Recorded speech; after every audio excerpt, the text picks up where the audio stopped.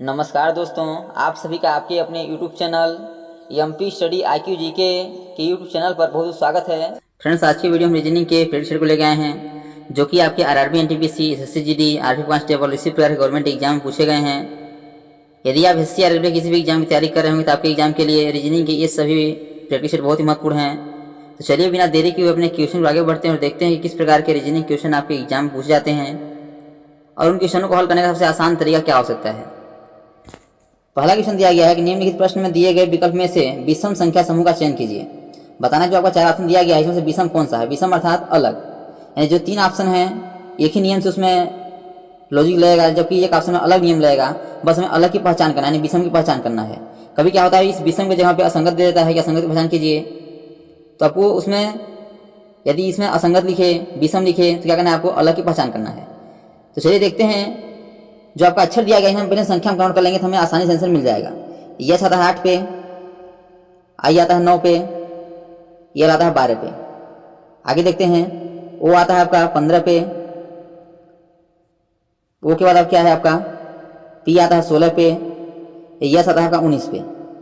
फिर आगे देखिए, डी आता है 4 पे, ई आता है 5 पे, यस आता है आपका 8 पे, ए आता है आपका 1 पे, बी आता है 2 पे और डी आता है आपका 4 पे। अब देखिएगा इनके बीच का हम अभी अंतर कैसे निकाल के विषम आपको दिखाते हैं। तो 8 से 9 हुआ यानी प्लस 1 हुआ है, फिर आपका 9 से 12 यानी प्लस का 3 हुआ है। पहले क्या हुआ, प्लस का 1 और प्लस का 3। फिर देखिएगा 15 से 16 यानी प्लस का 1 और 16 से 19 यानी प्लस का 3। ऑप्शन नंबर बी में क्या हुआ, प्लस का 1 और प्लस का 3 हुआ है।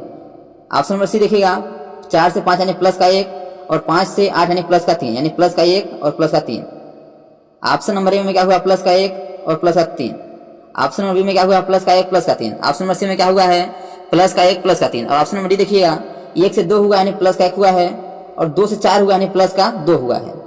अब देखिए आपको यहाँ से अलग की पहचान हो जाएगा, क्योंकि option number A, option number B और ऑप्शन नंबर सी की बात करें तो प्लस का 1 और प्लस का 3 हो रहा है, लेकिन ऑप्शन नंबर डी की यदि बात करें तो प्लस का 1 और प्लस का 2 हो रहा है। तो अलग कौन सा होगा, ऑप्शन नंबर डी हुआ, जिसका option number D correct answer हो जाएगा।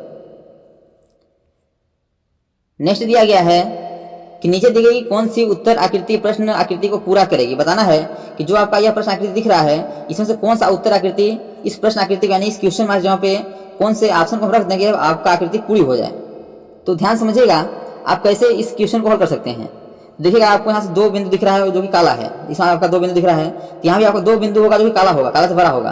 देखिएगा 2 बिंदु आपको इसमें दिख रहा है, ऑप्शन नंबर ए, बी में नहीं दिख रहा है तो ऑप्शन बी कट जाएगा, क्योंकि यहाँ 1 बिंदु है और 1 बिंदु आपका काला नहीं हुआ है, तो ऑप्शन नंबर बी कट जाएगा। और ऑप्शन नंबर सी में केवल 1 बिंदु है तो ऑप्शन नंबर सी भी कट जाएगा।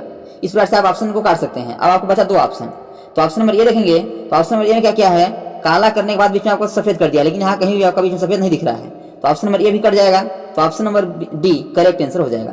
तो इस प्रकार से आप ऑप्शन को काट के भी आंसर को दे सकते हैं। यदि हम ऑप्शन नंबर डी में जो दिया गया है इस चिन्ह को यदि यहाँ रख देते हैं तो हमारा क्या होगा, यह आकृति पूरी हो जाएगी, जिसका option number D correct answer हो जाएगा। नेक्स्ट दिया गया है कि दिए गए प्रश्न में वह उत्तर आकृति ज्ञात कीजिए जिसमें प्रश्न आकृति निहित है।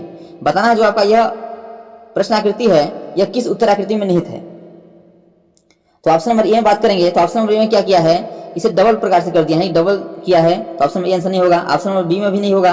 और ऑप्शन नंबर सी देखेंगे तो ऑप्शन नंबर सी में क्या किया है, इस प्रकार से करने के बाद आपका इस प्रकार किया है और इस प्रकार कर दिया है, तो ऑप्शन नंबर सी भी आंसर नहीं होगा।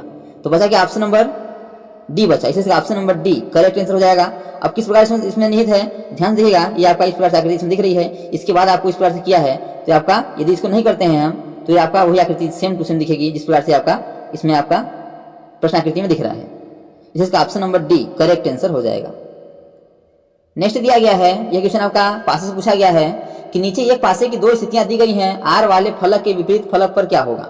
बताना है कि 2 पासे दिए गए हैं और बताना है कि आर के विपरीत फलक पर कौन सा फलक होगा, यानी कौन से अक्षर आएंगे। तो क्या करना है आपको, इन दोनों पासों में पहले कॉमन ढूंढना है, कॉमन क्या मिल रहा है। तो दोनों पासों में देखेंगे तो कॉमन आपका ए मिल रहा है, दोनों में क्या मिल रहा है, ए मिल रहा है। जब दोनों आपको ए मिल जाएगा क्या करना है आपको, इसे क्लॉकवाइज यानी घड़ी दिशा में घुमा देना है। तो पहले पास में देखते हैं, ए के बाद क्या होगा, पी होगा यदि घड़ी दिशा में जाएंगे तो, और पी के बाद क्यू होगा, यानी कि पी और क्यू। अब पास नंबर 2 देखिएगा, आर होगा फिर एच होगा, आर और एच। अब ये जो हुए आपस में क्या हुए, विपरीत हुए, पी का विपरीत आर या आर का विपरीत पी, क्यू का विपरीत एच या एच का विपरीत क्यू। अब पूछा किसका है, आर का पूछा है, तो आर का क्या हो जाएगा, पी हो जाएगा। देख पी किस ऑप्शन में, तो आपका ऑप्शन नंबर डी में है, इसलिए option number D correct answer हो जाएगा। नेक्स्ट क्वेश्चन दिया गया है, क्वेश्चन है यदि जुलाई को 1337 लिखा जाता है तो जून को किस प्रकार लिखा जाएगा। तो पहले आपको समझना पड़ेगा कि जुलाई को क्या करें हमारा 1337 हो जाए। तो JULY इसे भी नंबरिंग कर देते हैं। J आता है 10 पे, U आता है 21 पे, L आता है 12 पे, Y आता है 25 पे। अब यदि इसे क्या करें हमारा 1337 हो जाए, यदि इसे आपस में गुणा करा देते हैं तो बहुत बड़ी संख्या प्राप्त हो जाएगी, इसे जोड़ देंगे तो भी बहुत बड़ी संख्या प्राप्त होगी। लेकिन ये जो आपका 10, 21, 12, 25 है, यदि इन्हें आपस में गुणा कराते हैं तो क्या होगा, देखते हैं। यदि आपस में गुणा करा देते हैं तो 1 शून्य शून्य हो जाएगा, लेकिन यहाँ से आपका स्टार्ट है 1 से, तो गुणा करने में आंसर नहीं आएगा। यदि इन्हें आपस में जोड़ देते हैं, इन्हें आपस में जोड़ते हैं, जो आपके 2 संख्या के हैं उन्हें तो आपस में जोड़ देते हैं तो 1 0 1 हो जाएगा। 1 और 0 को जोड़ेंगे तो 1 होगा, 1 2 और 1 को जोड़ेंगे तो आपका 3 हो जाएगा, 1 और 2 को जोड़ेंगे तो भी 3 होगा, और 2 और 5 जोड़ेंगे 7 हो जाएगा। यानी 1337 आ रहा है। तो लॉजिक आपको समझ आ गया होगा कि जो आपका अक्षर दिया गया है उस अक्षर में जो अक्षर आपके 2 संख्या वाले हैं उन्हें आपस में जोड़ देंगे तो हमारा आंसर आ जाएगा। उसी लॉजिक से हल करेंगे किसको, हम जून को। चलिए देखते हैं जून को हल करते हैं और देखते हैं हमारा करेक्ट आंसर क्या हो जाएगा। JUNE पहले से नंबरिंग कर लेते हैं। तो J आता है 10 पे, U आता है 21 पे, N आता है 14 पे, E आता है 5 पे। जो 2 संख्या वाले में आपस में जोड़ देंगे, चलिए जोड़ते हैं। 10 है आपका 1 0 यानी 1 हो जाएगा, 2 और 1 ये 3 हो जाएगा, 1 और 4 5 हो जाएगा, और 5 आपका सिंगल है 5 ही रहेगा। यानी 1355 हमारा आंसर होगा। और देखिए किस ऑप्शन में, तो आपका ऑप्शन नंबर डी में है, जिसका option number D correct answer हो जाएगा। तो दोस्तों thanks for watching this video. यह वीडियो आपको कैसा लगा कमेंट बॉक्स में जरूर बताइएगा।